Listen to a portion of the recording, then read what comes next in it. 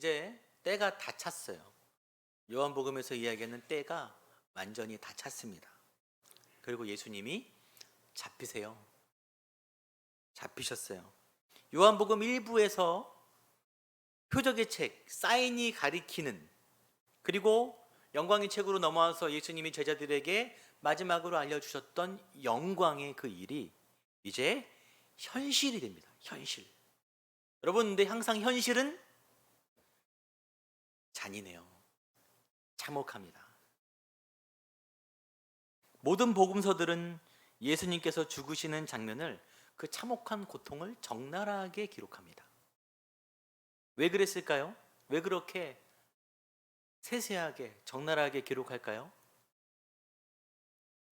예수의 죽음은 대속의 죽음이에요. 대속, 대신 갚아주는 죽음. 뭘 갚아주냐? 뭘 지불하냐? 사망으로 치달을 수밖에 없는 우리의 죄를 갚아주는 거예요. 여러분, 우리의 죄를 사하는 값이 그렇게 참혹했습니다. 얼마나 비싼지 알려주는 거예요. 그래서 우리는 항상 그 십자가 언덕에서 일어난 일에 눈을 돌리면 안 돼요. 항상 그곳을 바라봐야 합니다. 예수님이 왜 그렇게 힘들게 비참하게 죽음 당하셔야 했는지 잊지 말아야 돼요.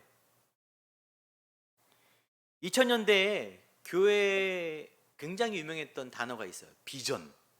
그래서 무슨 집회할 때도 비전 2005 막 그렇게 하고 많은 집회를 하고 많은 기도를 했습니다. 많은 성도들이 하나님이 주셨다고 생각하는 영광의 큰 꿈들을 마음속에 품었어요.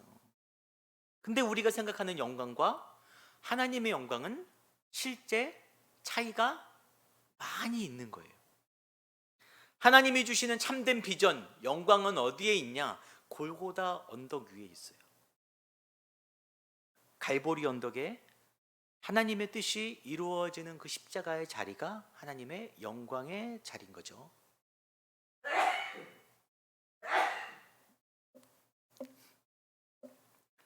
오늘 우리가 함께 나눌 본문은 굉장히 유명한 본문이죠. 닭 울기 전에 베드로가 3번이나 예수님을 부인한 장면이 나와 있습니다. 근데 특이하게도 그 사건 가운데 한 가지 이야기가 첨부되어 있어요. 예수님이 대제사장에게 신문당하는 장면이 가운데 끼어 있습니다. 독특해요.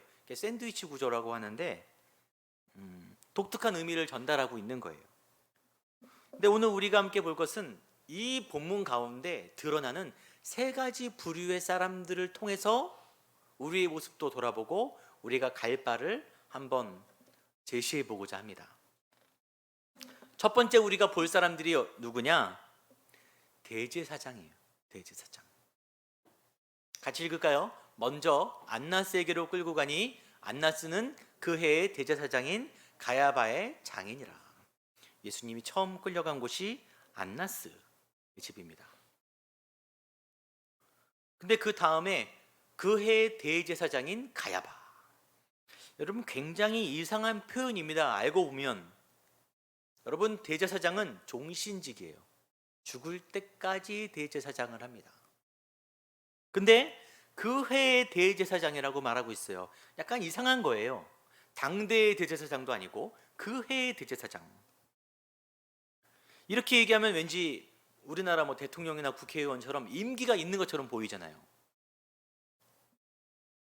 대제사장이라는 자리는 이스라엘의 신앙의 정체성을 지키는 굉장히 중요한 자리입니다. 근데 로마의 지배가 시작되면서 종신직이었던 대제사장직이 계속 교체되는 거예요. 사고 파는 직분이 되었습니다. 로마의 추종자들이 주로 그 자리를 차지했고, 그 자리를 차지하려면 굉장한 권력의 뒷배와 많은 물질이 필요했어요.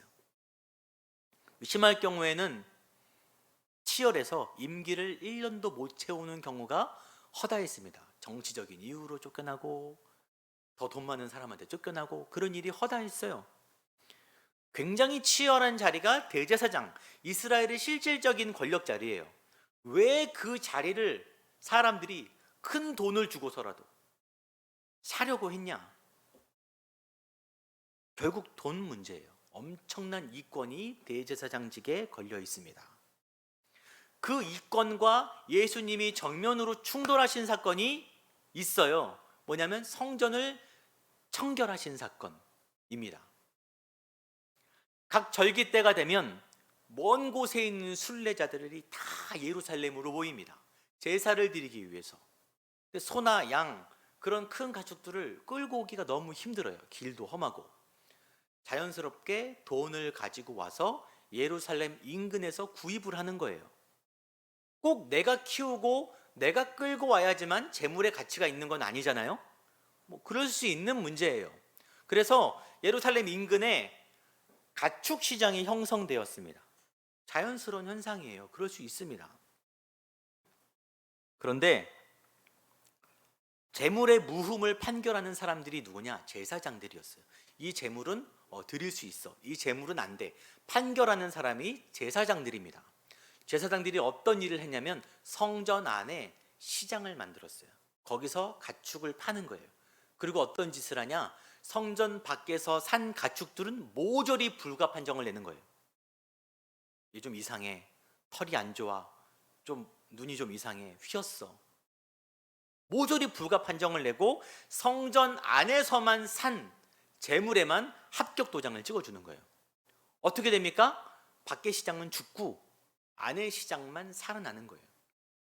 여러분, 유대인들에게 제사는 드려도 되고 안 드려도 되는, 요즘 우리 예배는 빠질 수도 있고 하는데 그때는 안 그랬어요. 그냥 제사는 무조건 드려야 되는 거예요. 그 사람들한테는 무조건 재물도 무조건 사야 되는 거예요. 완벽한 독점 시장이 형성되는 거예요. 그럼 어떤 일이 벌어지죠? 가격이 막 올라가요. 비둘기는 원래 파는 게 아닙니다. 잡아서 바치는 거예요. 근데 그것도 팔아요. 울며 겨자 먹기로 제사 드리려면은 사야 되는 거예요. 그 엄청난 이권을 누가 가져가냐? 대제사장이 먹었어요. 그러니까 예수님이 그 판을 뒤집으시니까 죽여야 될 사람이 되는 거예요. 가만 놔둘 사람이 아닌 거예요.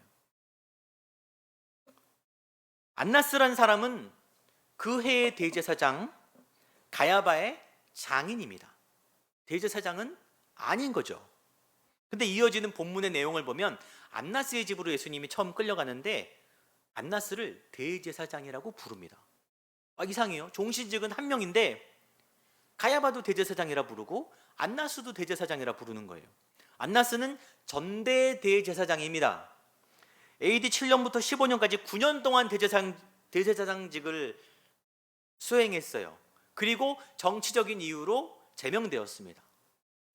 근데 그 다음 대제사장이 누구냐? 그의 사위 가야바예요. 여러분, 누가 가야바를 대제사장으로 만들었을까요? 뻔하죠? 안나스가 만들었어요. 굉장한 물질을 통해서 만들었겠죠. 그리고 안나스에게는 아들 5명이 있었는데 모두 제사장직을 겸하고 있었어요. 그러니까 나라의 모든 권력을 그 사람이 꽉 쥐고 있는 거예요.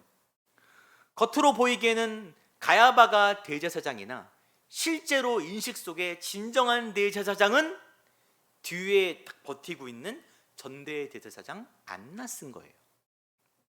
그래서 예수님을 잡자마자 누구에게 데려가냐? 가야바가 아니라 안나스에게 데려갑니다. 아이러니하게 돈과 권력으로 세워진 세상의 대제사장들이 진짜 대제사장, 참된 제사장이신 예수를 죽이려고 하죠. 가짜는 진짜를 인정하지 않습니다. 못 견뎌해요. 없애야 됩니다. 여전히 지금도 대제사장으로 불리우며 돈과 명예와 권력을 포기하지 못하는 모습을 참 가슴 아프게 많이 봐요. 이 시대에도. 역사는 반복된다는 말이 맞는 것 같습니다. 그래서 예수님이 이 시대에 오셔도 방식은 다르겠죠. 하지만 결과는 비슷했을 거예요. 유사한 다른 방식으로 제거되셨겠죠. 진리는 원래 세상에 환영받지 못하기 때문입니다.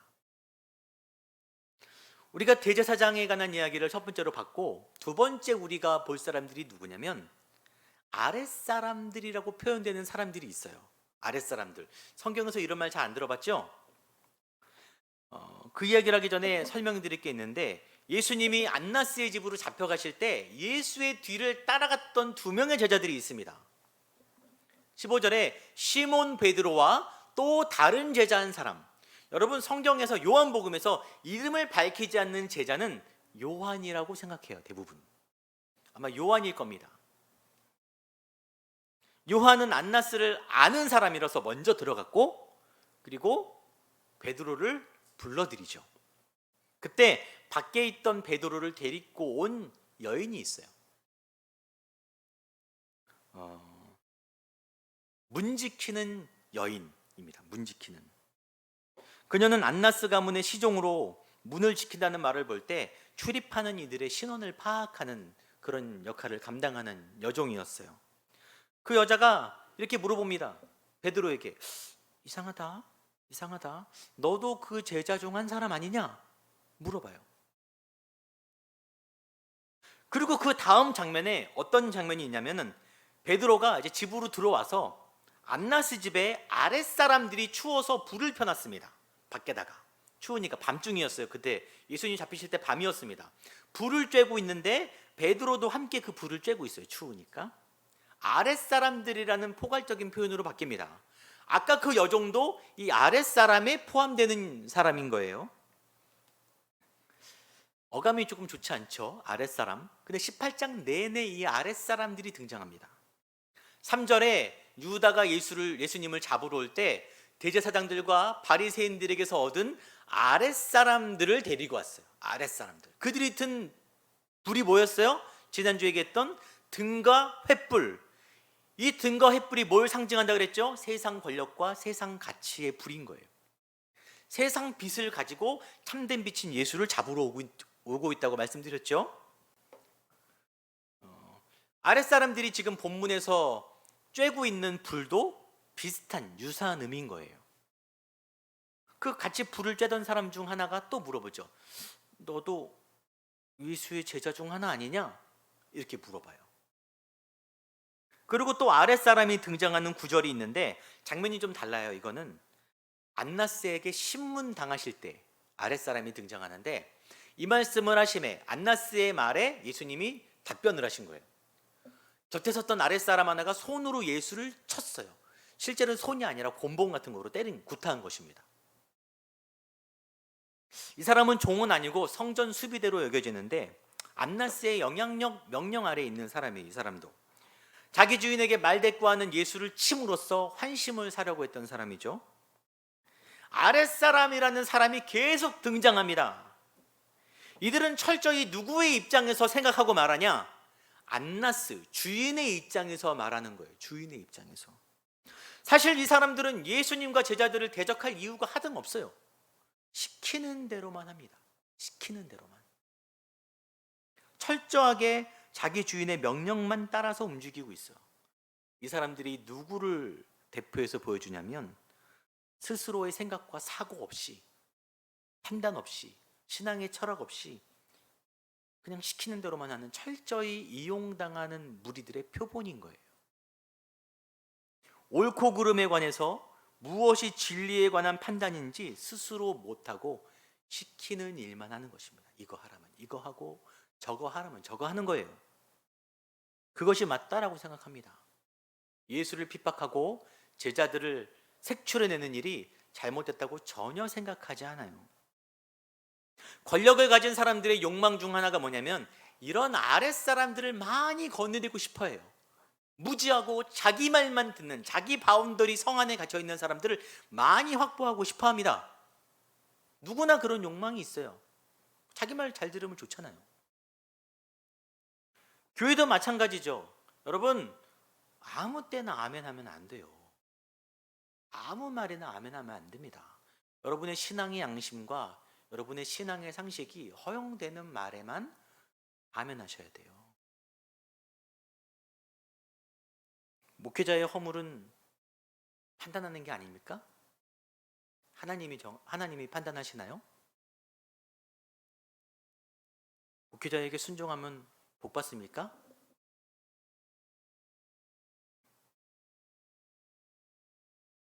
나쁜 말은 아닐 수 있지만 한편으로는 아랫사람을 양성하는 말일 수도 있는 거죠. 아멘 아멘 무조건 하고 따라가다가 나도 모른 채 세상 등불 서 있고 세상 불 쬐는 사람 되기 쉽상입니다. 덮어놓고 믿지 마시고 알고 믿어야 돼요. 그래서 요한복음에서 영생은 그리스도를 믿는 게 아니라 아는 거예요. 제대로 아는 거. 여러분이 저희 교회에서 함께 예수를 알아가길 바라요. 스스로 사고하시길 바랍니다. 옳고 그른 것에 대해서 이건 아니라면 등 돌릴 수 있어야 돼요. 저를 보지 마시고 저와 함께 빛 대신 예수를 바라보는 여러분들이 되시길 바랍니다. 그리고 오늘의 마지막 주인공이 베드로예요. 우리가 베드로를 좀 비겁한 사람, 이 장면에서로 평가하는 경향이 없지 않아 있습니다. 근데 그는 그 살벌한 밤 예수님이 잡히실 때 안나스의 집으로 따라가는 굉장한 용기예요. 까딱하면 같이 가는 거죠. 굉장한 용기와 믿음이 있었냐? 믿음은 아니고 사실 의리가 있던 사람. 의리. 베드로는 충동적이고 좌충우돌하지만 의리는 있었어요. 예수님, 다른 제자들은 다 도망가도 나는 아니에요. 예수님, 나 알죠? 나 주위에 가끔 의리 있는 분들 볼 수 있죠? 예. 목회자의 입장에서도 의리 있는 성도를 만나면 뭐 좋지요. 목사님, 제가 끝까지 함께 하겠습니다, 이렇게 말씀하시는 분들도 있어요. 예. 근데 신앙은 의리로만 하는 게 아니잖아요. 이것만 가지고 신앙생활하면 동네에는 서로 상처받아요. 여러분, 의리 얘기하지 마시고 나와서 기도하셔야 돼요. 기도하는 사람들이랑 끝까지 가는 겁니다.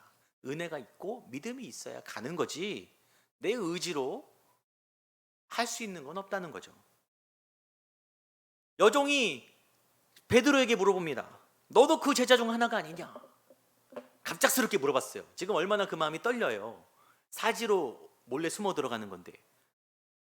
베드로가 깜짝 놀라서 반사적으로 아닌데? 그랬어요.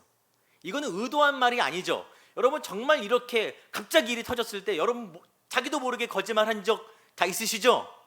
저만 그런 건 아니죠? 네, 다 있으시죠? 아닌데? 그랬어요.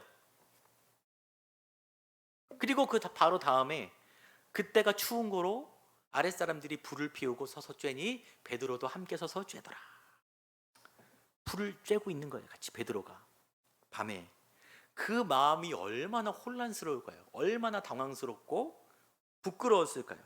내가 왜 그랬을까? 그렇게 호언장담했는데 이 입이 문제지 이게. 성경의 표현이 참 문학적입니다. 그때가 추웠어요. 날씨는 추웠는데 실제로 추운 거는 베드로의 마음이 제일 추웠어요. 스산하는 그 마음. 근데 불을 쬐일 때 또 한 사람이 물어봅니다. 너도 그 제자 중 하나 아니야? 또 나는 아니다고 대답을 해요. 이거는 첫 번째 했던 부인하고는 차원이 달라요. 첫 번째는 반사적으로 실수로 나왔고, 지금 자괴감을 갖고 있는 상황에서 또 물어보니까 아니라고 한 거예요. 자기 밑바닥을 베드로가 보는 겁니다. 얼마 전 겟세마네 동산에서 몇 시간 전이에요. 사람들이 예수님을 잡으러 오셨을 때 예수님은 자기를 드러냈습니다. 내가 그다. 죽음의 위협 앞에 자신을 숨기지 않았어요. 베드로가 그 자리에 함께 있었습니다. 예수를 보호하기 위해서 그 아랫사람 중 하나인 말고의 오른쪽 귀를 칼로 잘랐던 사람이 베드로예요. 충성된 모습, 의리의 모습. 근데 냉혹한 현실을 맞닥뜨리자 베드로가 비겁하게 예수님과 정반대로 자기 부인을 하는 거예요. 예수님은 내가 그니라 했는데 베드로는 난 아니야. 지난날 예수님께 했던 고백들, 수제자로서 가졌던 자기 인식들이 얼마나 부실했는지 한 번에 깨닫게 되는 거예요. 와르르 무너지는 거예요. 비참한 자리. 그때 쐐기를 박는 질문이 딱 들어옵니다. 하필 이 사람은 귀가 잘렸던 말고의 친척이에요. 그 동산에 함께 있었습니다. 야, 내가 그 자리에 있었잖아. 너잖아. 너. 네가 칼로 말고 귀 벤 거 내가 봤잖아. 베드로가 너무 당황한 거예요. 생명의 경각이 다르니까 저주하면서, 자신을 저주의 맹세를 하면서 난 아니야. 그때 닭이 울어요. 닭 우는 소리가. 예수의 말씀이 떠오릅니다. 네가 닭 울기 전에 3번 나를 부인할 거야. 베드로의 마음이 정말 그냥 하나도 남김없이 다 무너지는 거예요. 요만큼의 자존심, 변명의 여지 없이 완전히 와르르 무너져 내렸어요. 3번이나. 갈 때까지 갔어요. 나가서 심히 통곡합니다. 우리도 아닌 척하지만 이 자리를 벗어나, 여기서는 다 신실한 그리스도인인데 나가면 얼마나 많은 신앙인으로서의 자기 부인을 하고 살아요. 저는 목사잖아요. 같이 일하는 분 중에 저랑 그렇게 사이가 좋지 않은 분도 있어요. 네. 저도 그분이 별로 마음에 안 들고 그분도 저도 마음에 안 들죠. 일하면 그럴 수 있으니까. 근데 그분이 항상 저한테 목사님 이렇게 불러요. 하필 그분만 그렇게 안 불렀으면 좋겠어. 그냥 이름 불렀으면 좋겠어. 껄끄러워요. 막 송곳으로 찌르는 것 같아 나를. 배달 가는 업체들이 있는데 웬만하면 목사라고 얘기 안 합니다. 세상 방식대로 하는 게 더 편해요. 이순신 장군 스타일, 나의 죽음을 알리지 말라. 숨기고 그냥 일하는 거예요. 빛과 소금의 역할을 감당하기는커녕 숨기거나 어느 적당한 선에서 타협하기에 급급한 삶을 살고 있는 거예요. 베드로가 그렇잖아요. 한 번은 실수, 2번, 3번 계속해서 나는 그렇게 살아가고 있는 거예요. 세상 사람들이 그래서 요즘 그리스도인들에게 성도의 모습 자체를 기대를 안 합니다. 기대 자체를 안 해요. 기대를 안 하니까 실망도 안 하는 것 같아요. 요즘 욕도 잘 안 해. 그냥 쟤네 원래 그런 애들. 근데 본문의 이 말씀은 누군가의 허물을 고발하려는 목적은 아닌 거예요. 네 그런 사람이지? 그게 아니라 그냥 이게 우리 인간의 한계라는 거죠. 저와 여러분의 한계는 여기입니다. 제자들은 자기들이 많이 안다 생각했어요. 이제 안다 우리도. 그리고 준비가 되었다고 생각을 했습니다. 그 예수님의 직전 제자로서의 프라이드, 어깨뽕이 잔뜩 들었었어요. 우리 역시. 근데 예수님이 뭐라 그러시냐? 내가 아직도 너에게 이를 것이 많으나 너희가 지금은 감당하지 못할 거야. 안 될 거야. 베드로도 안 될 거야. 여러분, 신앙의 성숙이라는 게 뭐냐면 깊어지고 넓어지고 단단해지는 게 아닌 거죠. 작년보다 더 나아진 내가 되는 게 아니에요. 여러분, 그건 기독교의 생각이 아닌 것입니다. 자기 발견이 아니에요. 정반대죠. 시간이 갈수록 내가 얼마나 나약하고 부족한 죄인인지 알아가는 거예요. 사도 바울이 나는 죄인 중에 괴수라고 하는 것처럼. 근데 우리는 신앙의 연수가 쌓일수록, 경험이 쌓일수록 고개가 빳빳해지고 실력과 대단한 지혜가 어떤 성령의 영적인 비밀을 아는 것처럼 살아가는 거예요. 어쩌면 지금 저와 여러분은 베드로처럼 다구는 소리를 향해서 정신없이 달려가는 거예요. 우리 꼴이 어떤지도 모른 채. 그리고 베드로처럼 끝까지 가서 밑바닥을 봐야 깨닫지. 우리 인간들은 항상 갈 때까지 가고 밑장을 다 드러내야 그때 깨닫더라고요. 마지막으로 베드로가 불을 쬐고 있잖아요. 이 불이 숯불이란 말인데 헬라어로 안드라키안이라고 합니다. 이 안드라키안이란 말이 신약 성경에 딱 2번 나와요. 오늘 본문에 나오고 요한복음 21장에 또 한 번 나옵니다. 그게 어떤 장면이냐면 예수님이 돌아가신 후에 제자들이 실망하고 낙담해서 자기 땅으로 돌아가요. 디베랴 호수에 베드로와 어부 출신 제자들이 가서 다시 어부 일을 합니다. 근데 부활하신 예수님이 그들을 찾아가세요. 찾아가셔서 뭘 하시냐? 불을 피워요. 불을 피워놓고 제자들을 부르세요. 그 불가에 앉아서 밥을 먹고 베드로와 대화를 나누는 거예요. 내가 요한의 아들 시몬아 내가 나를 사랑하느냐 몇 번 물어보세요? 3번 물어보세요. 불가에 앉아서. 그때 베드로의 마음이 어떨까요? 베드로의 마음은 그날 밤, 추웠던 그날 밤, 예수를 부인했던 그날 밤에 가 있어요. 얼마나 낙심되고 부끄럽고 자기 연약함이 너무 커 보여서, 적나라하게 보여서 몸둘 바를 모르고 있었지 않겠습니까? 근데 예수님이 베드로를 책망하지 않는 거예요. 따뜻하게 말씀하십니다. 지금 여러분에게도 말씀하세요. 내가 그렇게 될 거라고 얘기했잖아. 근데 네 책임이 아니야. 네 책임은 아니야. 사람은 원래 그래. 그래서 내가 십자가에 죽을 수밖에 없었던 거야. 하지만 내가 얘기했던 약속하신 성령이 너와 함께 하시면 내가 진실로 진실로 내게 이르노니 내가 젊어서는 스스로 띠띠고 원하는 곳으로 다녔거니와 늙어서는 내 팔을 벌리리니 남이 내게 띠띠우고 원하지 아니하는 곳으로 데려가리라. 이 말씀을 하신 것은 베드로가 어떠한 죽음으로 하나님께 영광 돌릴 것을 가르치십니다. 베드로에게도 드디어 영광이란 말이 적용되는 거예요. 하나님의 뜻이. 너도 그때가 되면 내가 말한 영광의 길을 걷게 될 거야. 어쩌면 자기 밑바닥을 보는 것은 은혜의 선물일 수 있어요. 우리는 밑바닥을 파야 정신을 차립니다. 그럼 거기서 뭘 봐야 되냐? 골고다 언덕 십자가의 은혜를 바라보는 거예요. 신앙생활이라는 것은 그런 것입니다. 성숙은 자기 밑바닥에서 예수를 바라보는 거예요. 높은 곳에서 올려다보는 것이 아니라 밑바닥에서 예수의 십자가를 봐야 더 선명해 보이죠. 교회는 죄인들, 연약한 이들의 모임, 그런 구성된 모임이죠. 쟤 왜 저래? 연약해서 그래요. 그러니까 교인이고 그러니까 성도지요. 내 힘과 능력을 의지하지 않고 오직 하나님의 은혜와 성령을 의지해서 영광을 향해서 내 노력과 열심으로 내 영광을 위해 뛴 삶이 아니라 다구는 소리를 향해 달려가는 인생이 아니라 하나님의 영광을 위해서 함께 나아가는 저와 여러분이 되기를 너무너무 소망합니다. 우리 함께